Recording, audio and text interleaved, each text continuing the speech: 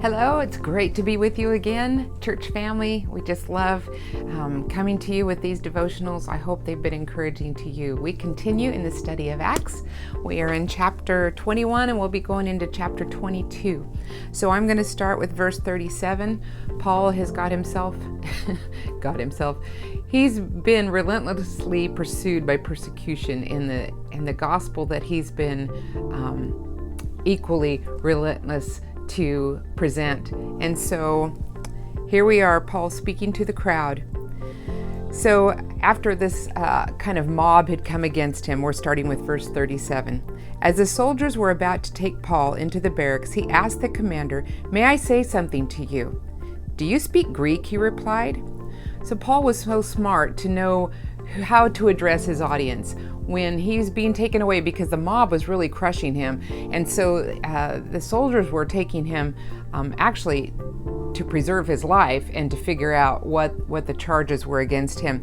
But when he spoke to him in Greek, that disarmed him a bit. And also he realized that the man he was speaking to, he realized that he was not who he thought he was, because he replied, "Aren't you the Egyptian who started a revolt and led 4,000 terrorists out into the desert some time ago?"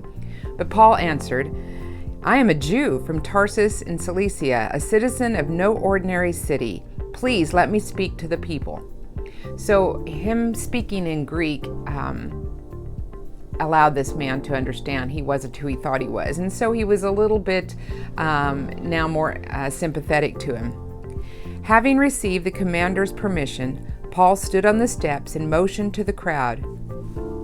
When they were all quiet, which I think is amazing. I think God's Spirit was just over them, because at one moment they were trying to kill him, and now he just made a motion and they quieted down to hear what he had to say. So definitely the Lord was with him and was making a way for him. So here we are in chapter 22 now. Paul stood on the steps and motioned to the crowd. When they were all silent, he said to them in Aramaic. So now he has switched his speech, his language, and knowing again what the audience is he's addressing. And by speaking in this language, they are able to relax a little bit and receive what he has to say. He said in Aramaic, "Brothers and fathers, listen now to my defense." When they heard him speak to them in Aramaic, they became very quiet. Then Paul said, "I am a Jew, born in Tarsus of Cilicia, but brought up in this city. Under Gamaliel, I was thoroughly trained in the law of our fathers and was just as zealous for God as any of you are today." So they would recognize that name Gamaliel, and he was very respected. So they are seeing his training, they are hearing his education, and knowing he was born in Tarsus, he's giving them two different backgrounds. His hometown of Tarsus, he learned Greek culture. And then being trained with Gamaliel, I keep saying that wrong, in Jerusalem, he's allowing them to see that he is thoroughly trained in the scriptures of the Old Testament and the Torah. And so kind of giving cred to who he is, and they're able to listen to him. Let's see. "I persecuted the followers of this way to their death, arresting both men and women and throwing them into prison, as also the high priest and all the council can testify. I even obtained letters from them to their brothers in Damascus and went there to bring these people as prisoners to Jerusalem to be punished. About noon, as I came near Damascus, suddenly a bright light from heaven flashed around me. I fell to the ground and heard a voice say to me, 'Saul, Saul, why do you persecute me?' 'Who are you, Lord?' I asked. 'I am Jesus of Nazareth, whom you are persecuting,' he replied. My companions saw the light, but they did not understand the voice of him who was speaking to me. 'What shall I do, Lord?' I asked. 'Get up,' the Lord said, 'and go into Damascus. There you will be told all that you have been assigned to do.'" So there's just two things to note real quick right here and how the Lord was speaking to him. First, he said, "I am Jesus of Nazareth, whom you are persecuting." We need to know who God is, know about him, understand who he is, so that when he gives us these commands: get up, go into Damascus, that we would be willing to obey, understand our calling, understand our mission under the Lord. So he said, my companions led me by the hand into Damascus because the brilliance of the light had blinded me. A man named Ananias came to see me. He was a devout observer of the law and highly respected by all the Jews living there. He stood beside me and said, Brother Saul, receive your sight. First of all, he mentions Ananias because, again, it just gives him more of an endorsement of his background and the authority he has to speak. This man, Ananias, was a well-respected Jew. And then it's amazing. He stood beside me and said, Brother Saul, receive your sight. He was one of those that Saul had come to persecute.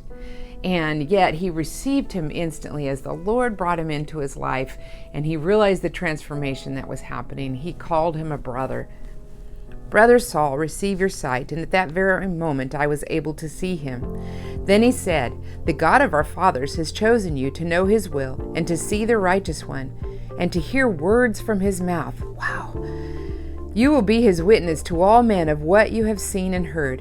And now what are you waiting for? Get up, be baptized, and wash your sins away, calling on his name.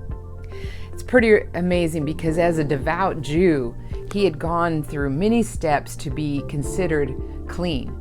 And there was a lot of rituals that they had to do. This was a pursuit of his life. And now he is asked to recognize his uncleanliness and to be able to stand before God and realize that he had sins that needed to be washed away by God. And then he continues this speech. When I returned to Jerusalem and was praying at the temple, I fell into a trance and saw the Lord speaking. Quick, he said to me, leave Jerusalem immediately, because they will not accept your testimony about me. So now he's showing that God is the one who gave him a mission and commissioned him to go forth. And so that's really recognizing the authority of God over his life. Lord, I replied, these men know that I went from one synagogue to another to imprison and beat those who believe in you. And when the blood of your martyr Stephen was shed, I stood there giving my approval and guarding the clothes of those who were killing him. Then the Lord said to me, go, I will send you far away to the Gentiles. And we're just going to stop there. A lot more happens. This goes on and on. But the Lord was working each step out and giving him just really boldness to give his testimony of conversion. And I have written down, I dropped the paper, let me pick it up. I have written down his speech. Kind of had three parts, three things that were happening. He was showing in his speech that by birth and education, Paul had been in agreement with all who were listening to him. So he had been in their shoes. He had been part of that group that was now looking to him and now disagreeing because of his transformation. But then secondly, the divine power that turned him from a persecutor to an apostle had been through a vision of Jesus, and then was confirmed by a devout Jew, Ananias, whom they recognized and respected. And then thirdly, he states his work and purpose to the Gentiles is a God-given mission and a calling on his life. So those are the three things he confirmed in his speech. And it just invites me to be, for one thing, to be relentlessly pursuing God and understanding who he is and what his mission and calling is on my life. And I just pray that for you as well. And that you will just be bold. Know that God is making a way. If he's calling you to say something to a family member or a friend, to be bold in sharing your testimony to them, or maybe in a workplace, wherever it is, that you will just realize that God is with you, that he will make a way for you, and that there will be great reward in being obedient to his calling. Have a great day, everyone. Miss you all. Go in peace.